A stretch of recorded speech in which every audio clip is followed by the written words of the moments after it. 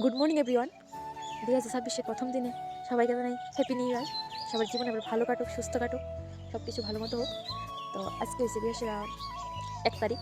তো সকাল সকাল ঘুম থেকে উঠতে গেছিলাম। আজকে ধরো এত পরিমাণে কুয়াশাও নেই, ঠান্ডাটাও অনেকটাই কম। তো সকাল সকাল উঠতে গেছিলাম। কালকে করছিলাম একাদশী, তো আজকে পালন আছে। তো সকাল সকাল স্নান করতে দিব, তাহলে 4টা উঠতে গেছিলাম। তো আজকে 1 তারিখে তোমাদের সাথে যাই পারি একটা ছোট্ট মিনি ব্লগ শেয়ার করুন। ভিডিওটা ভালো লাগলে অবশ্যই একটা লাইক করে দিও। আর করি নতুন বছর সবাই ভালো কাটবে। বৃহস্পতিবার এইদিকে দেখি ঘুম থেকে ওইটা মাছ স্নান টান করে পূজা দিলেতেছে। আর বাজে কয়টা? মাত্র 7টা। Hi, happy new year, happy new year, Radhe Radhe, Hare Krishna. এইদিকে আমি ব্রাশও করে নিতেছি, আর এইদিকে মার পূজাও প্রায় কমপ্লিট। ঠাকুরের কাছে আমার একটাই প্রার্থনা 2026টা যাতে ভালো কাটে, শুধু আমার না সবারই যাতে ভালো কাটে।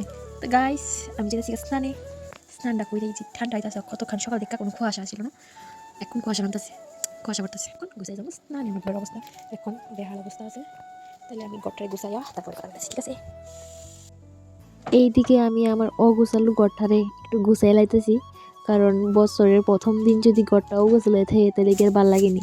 তো আমি ঘরটারে ভালো করে গুছাই লাইতেছি। তো বেশি নতুন বিছাই লাইছি। তো আমার ঘর গোছানো দিকে প্রায় কমপ্লিট।